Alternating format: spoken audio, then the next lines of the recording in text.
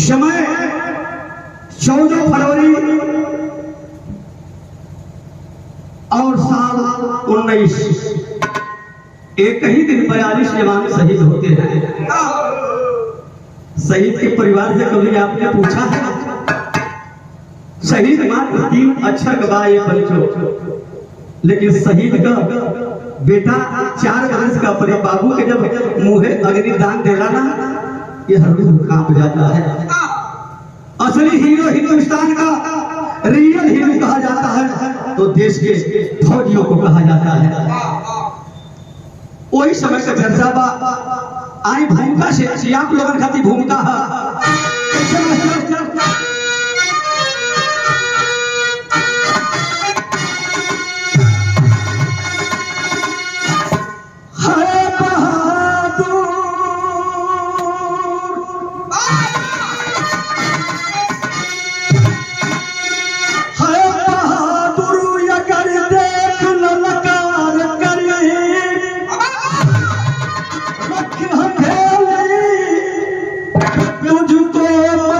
देंगे हम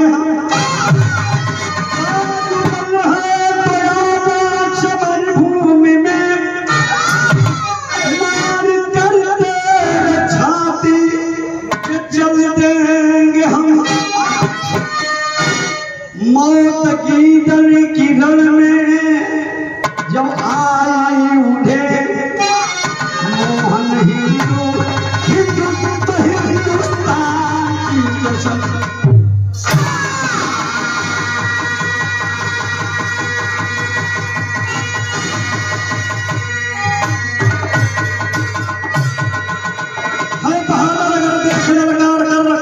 तुझको मसल लेंगे हम भूमि में मार कर तेरे छाती पे चल लेंगे हम। वो पीछे से करता है कायर सही, सामने आके अजलाले मौत देगा। पहलवान को चुनौती है के करी खाती पाकिस्तान खाती। पाकिस्तान को लोग दोगला भी कहते हैं। बात पर जब बात आवे तो कहे के मन बदला सीना में जहिया गोली खाला देश के जवान तो पूरा हिंदुस्तान रोवेला। राम प्रवेश यादव का जब लाश दरवाजे पर आया, जिंदगी में उतना भीड़ हमने कभी नहीं देखा। लगे में बैठल रखे जा, जब चिंता तो गई तो अपने दोनों को दूध बाचल लड़का के लेके जब सामने आई ना हो बाबू हाई अखिया सावर भादो हो गए। अजय जी खानदान में शहीद होता है बहादुर तो उसका कुल खानदान 7 पहुंच तक तर जाता है। अजय परिवार में अगर एगो साधु पैदा हो जाला वो का परिवार 7 पहुंच करेला।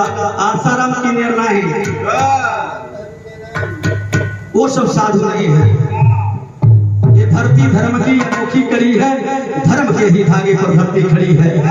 वो बहादुर खाली 2 लाइन लिखल गई मास्टर, क्या लिखा गया?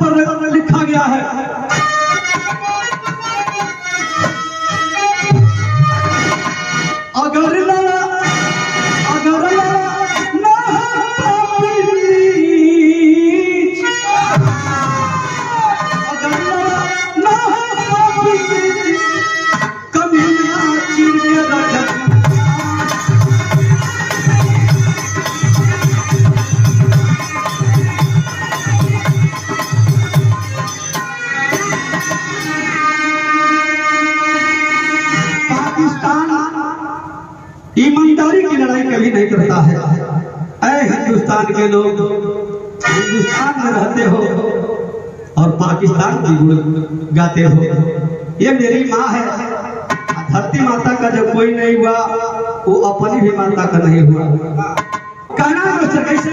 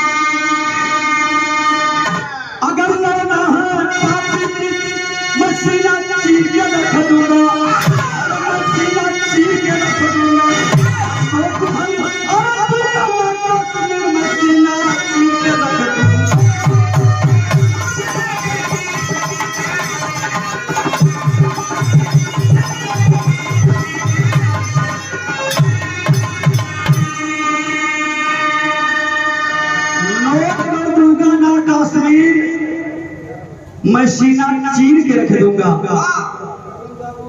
हमारा लड़ाई पाकिस्तान से नहीं है।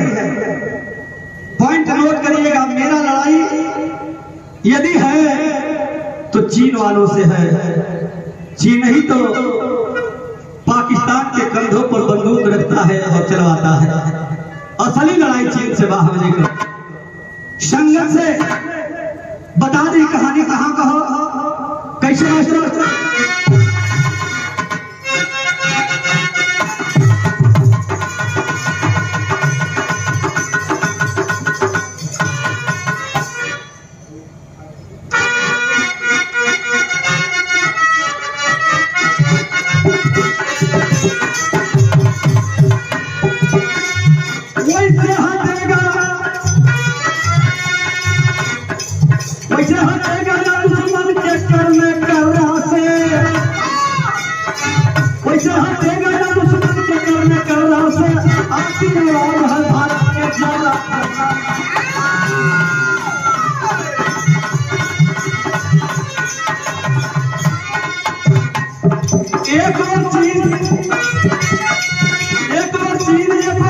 पाकिस्तान खड़ा, एक और चीन, एक और पाकिस्तान खड़ा, एक और चीनों को लगे को खाली हाथ लगा।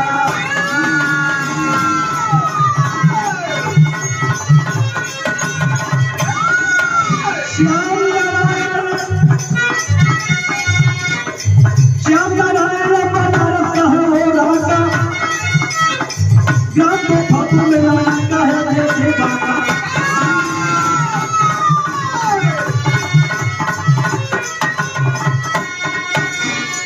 श्याम नारायण, ग्राम तोतापुर, जिला चंदौली, माता का नाम राजमती, एक ही बेटा, जिसने बेटा का नाम रमेश बा। वह रमेश ड्यूटी करने के लिए चल दिया साथियों। आज जब ड्यूटी करे चलना तो वो समय का दस्तान बताओगे, देश का हीरा लड़े खाती गई हो, घर से खोल गई, समाचार भी बतावल गई।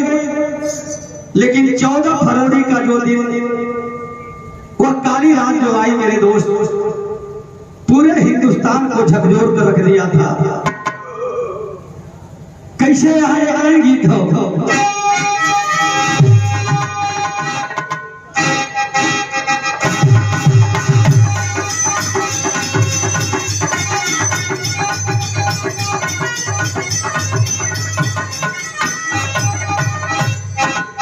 यह गीत का संकेत था,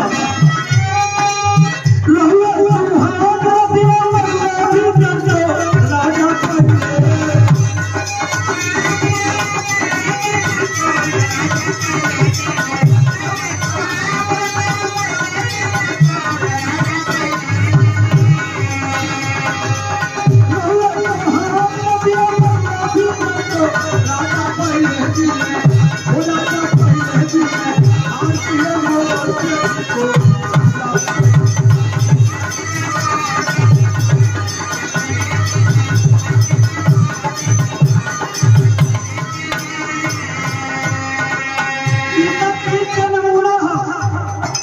लेकिन खुफिया तंत्र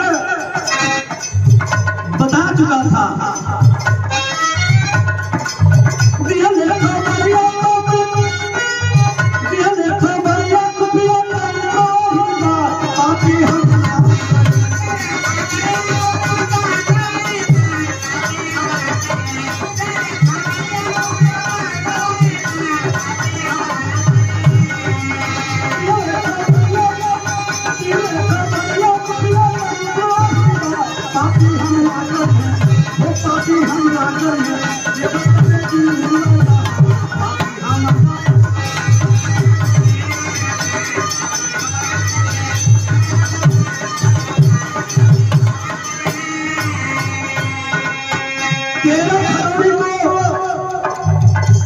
सरकार को बता दिया गया था कुछ आतंकवादी हमला करने के फिराक में हैं।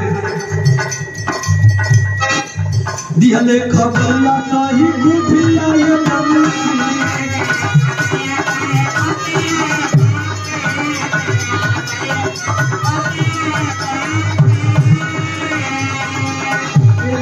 जाली भाई बाटे मारा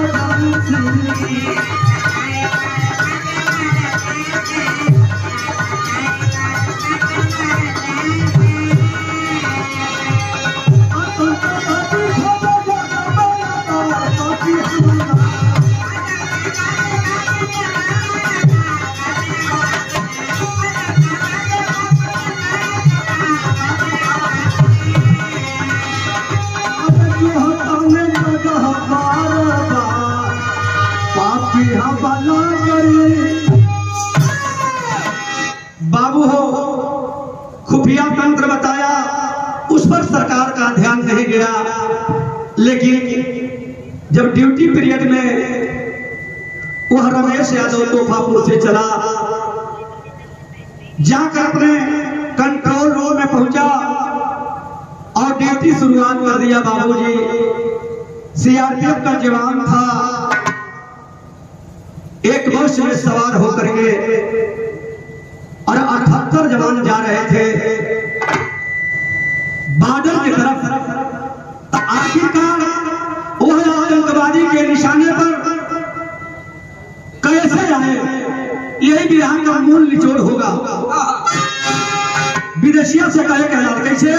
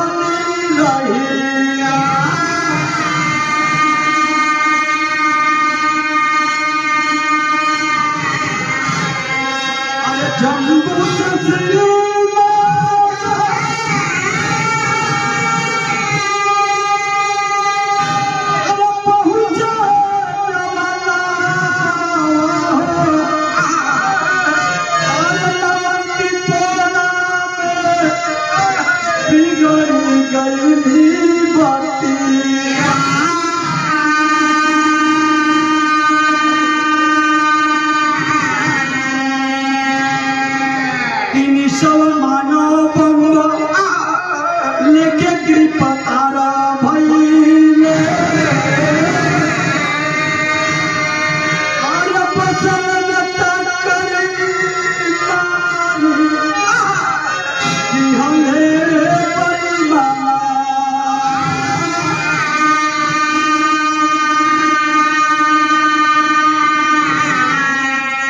चल जो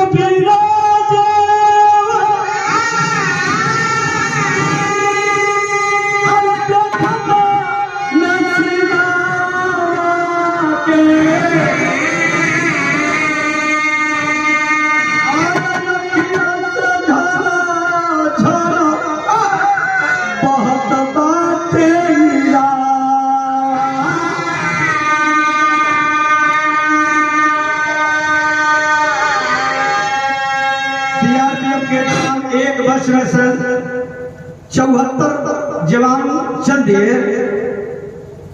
आगे जब गैलन बाबू आतंकवादी हमला कर दिए, बम विस्फोट कर दिए।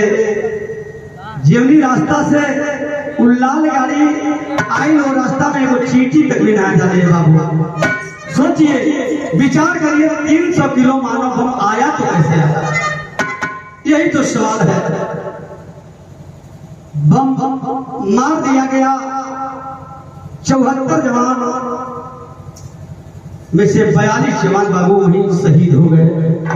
केहू का गोर चिन्हाता तो केहू का मोड़ी ना, केहू का मोड़ी चिन्हाता था हाथ ना। वहां का सीन गजब हो गया बाबू। कुछ सैनिक, कुछ जवान बचे थे, लाश को देखने लगे। लाश को देख करके ए बाबूजी रोड के बात कर का कहन मास्टर।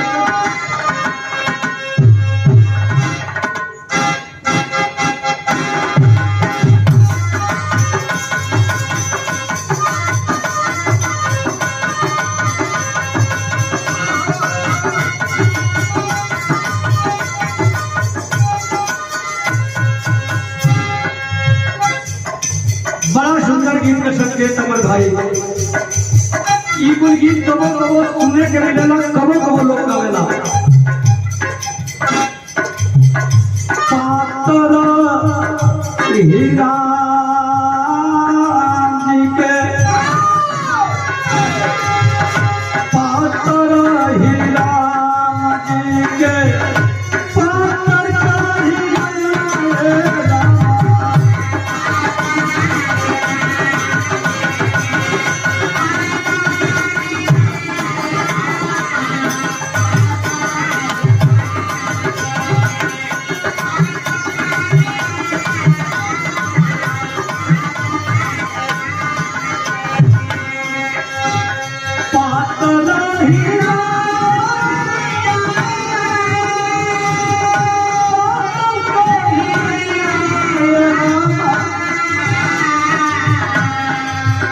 छोटे छोटे हाथवा, छोटे छोटे हाथवा, छोटे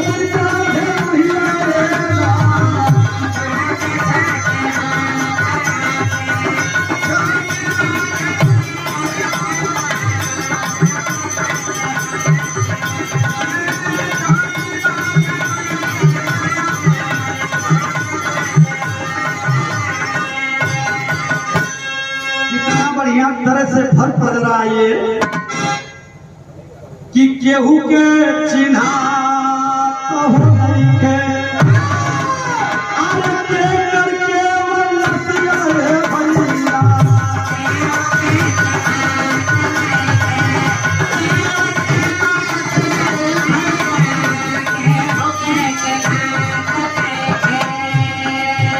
केहू के चिन्हा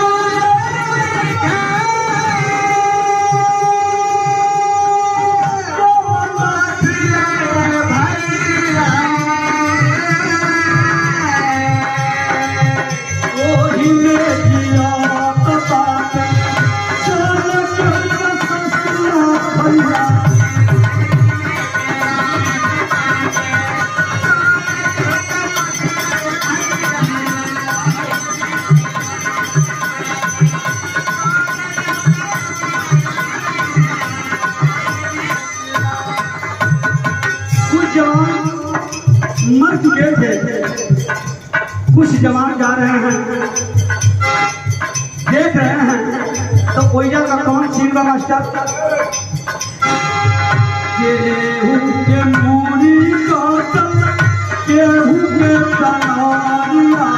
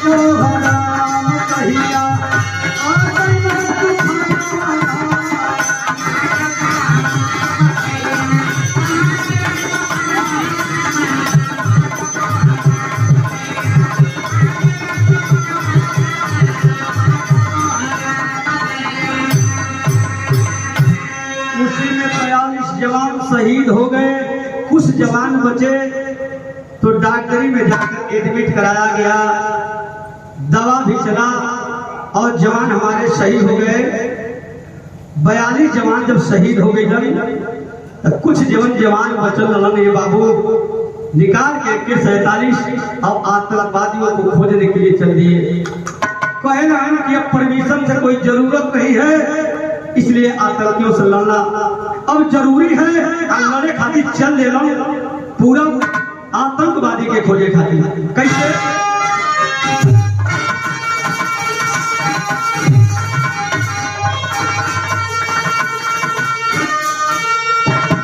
यही के पहले का गवैया गावे स्वर्गीय रामदेव चचा, गोलू चचा बड़ा सधा के लोग गावे। कैसे?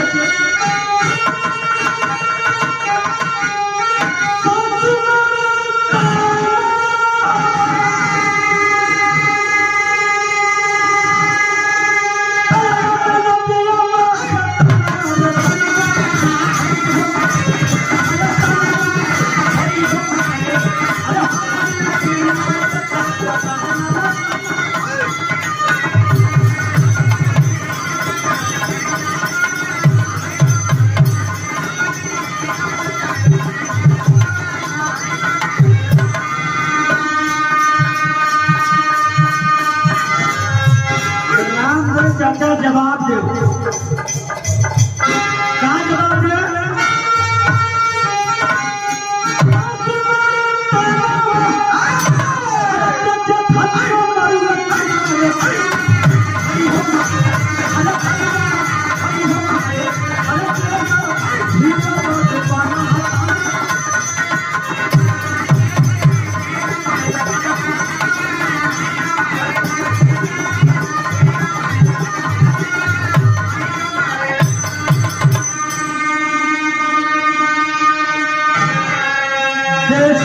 सम्मान को बचाने के लिए वो लड़ाई करने के लिए चल दिए। कौन रूम है मास्टर?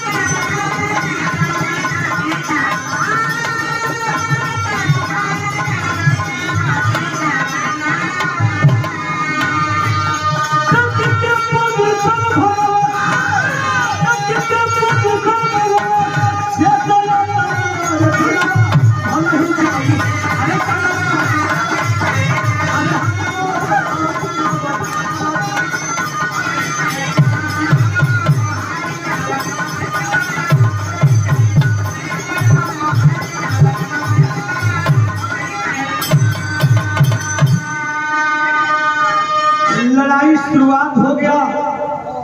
अंतोगत्वा बताया गया कि बाबू आतंकवादी पकड़े गए, सारी बात को बताए,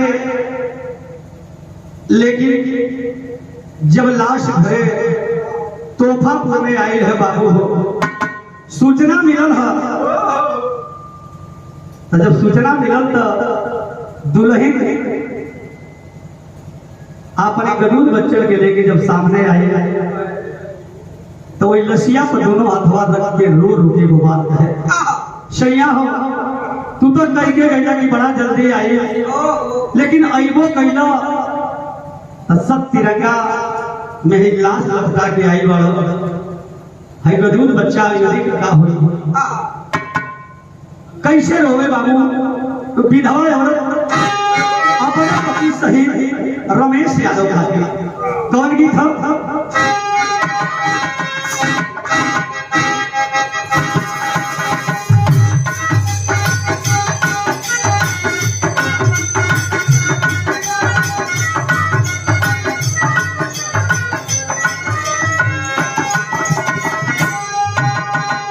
गीत का इशारा है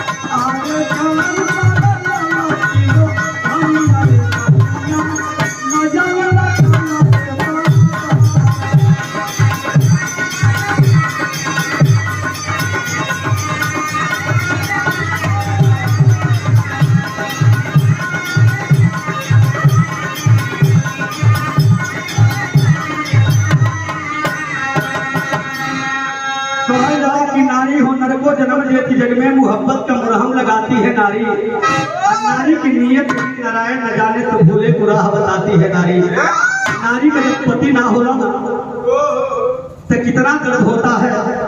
अपने दोनों बाबू के लेके और रो दिया।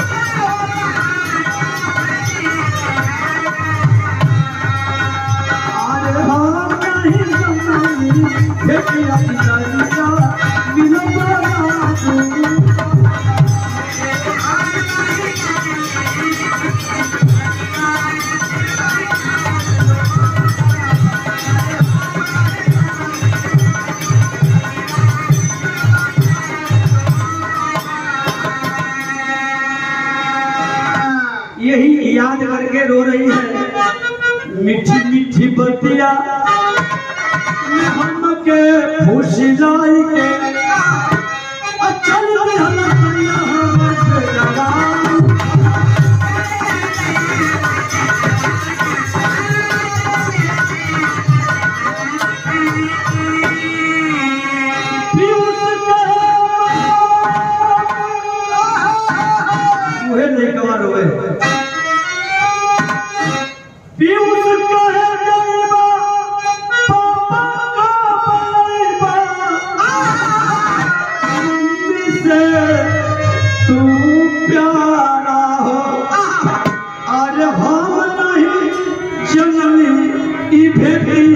दरिया मिलवाना दोबारा हो। यही रो रो के अपने पति के सामने आंखों से आंसू गिर रहा है। लोग सामने हैं, देख रहे हैं। गदूद बच्चा है, नाम पीयूष है।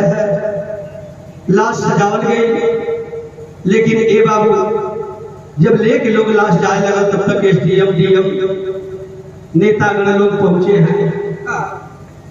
अरे 25 लाख का चेक काट के जब दिया था तो चेक का पैसा वापस कर दिया। किरण कलश की हमें पैसा नहीं चाहिए, हमें कुछ नहीं चाहिए। ठेगुना की भले होके और रो रो के वो बात कलश की ऐसा है, अगर दिहल चाहत हुआ तो हम की एक चीज देना। देश की वीरंगना मांग रही है कौन ऐसा चीज मंगल मास्टर गीत लग गया।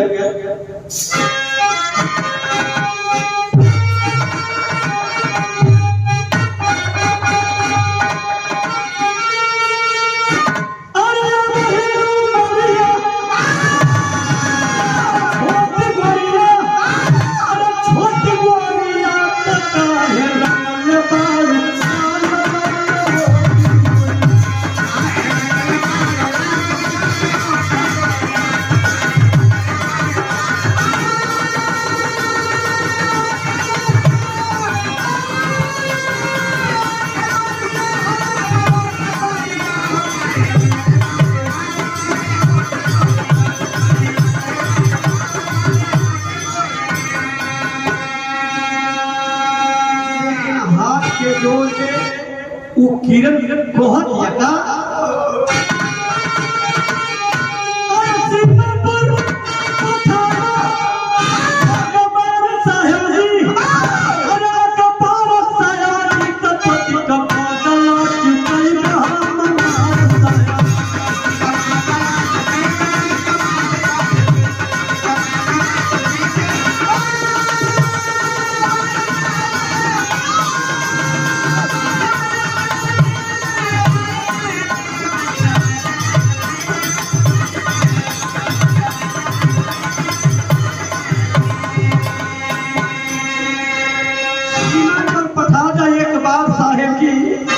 पति को बदला चुकैबे मार मार साहेब हमके रुपया ना चाहिए। शेर का हुस्सेरनी आज लुकाऊ मिला दिल में अरे बदला का जान रहा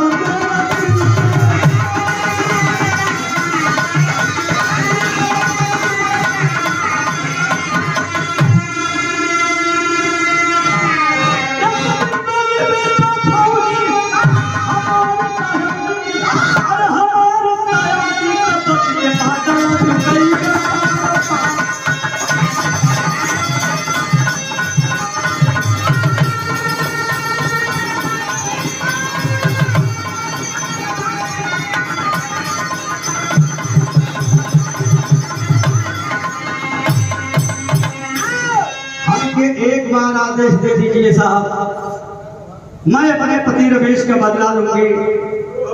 लड़का एक दिन मेरा फौजी बनेगा। हम उसे घबराई नहीं की कि हमारे पतिदेव शहीद हो गए। शहीद होना आम बात नहीं है साथियों। जो देश के लिए, जो अपने माँ के लिए, अपने बहन के लिए शहीद होता है। हमको एक बार केवल आदेश दे दीजिए साहब।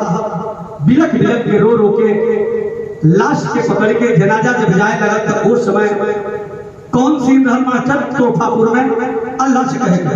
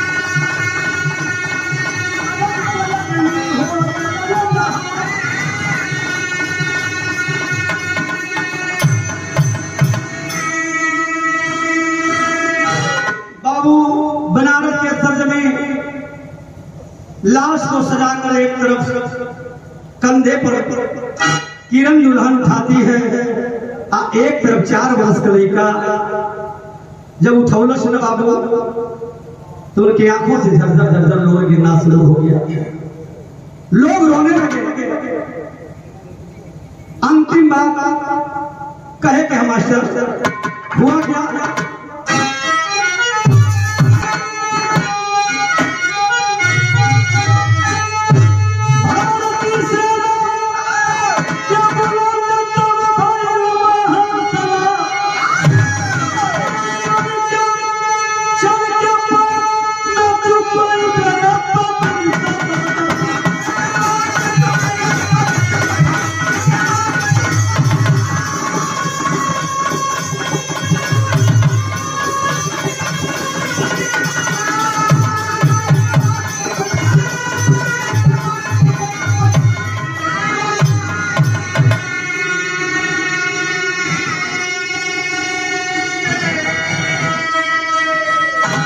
सेना का बुलंद जब फैलवा हौसला चर के पाक में चुकैबे हो पाके से भला।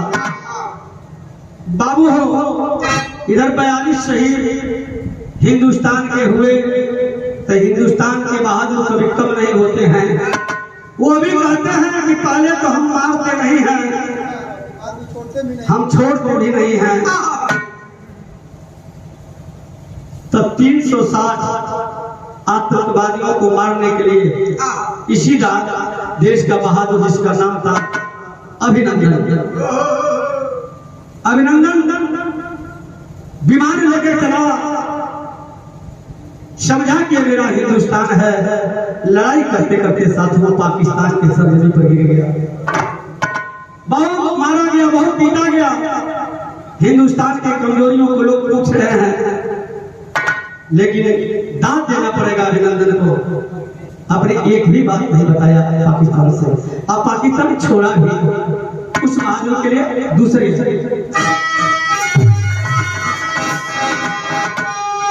हमला कर एक विमान सुना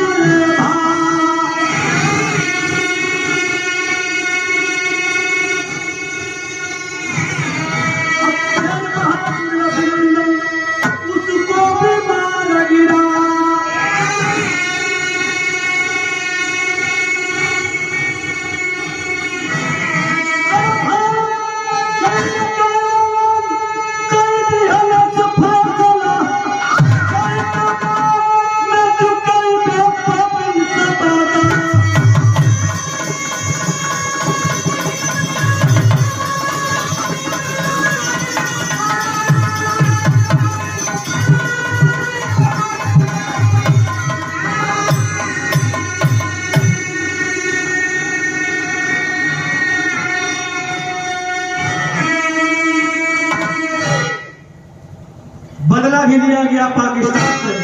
अपार बार पाकिस्तान हमसे हारता है, लेकिन वो मानता भी नहीं है। गुरु बिहारी गुरु गणेश गुरु राम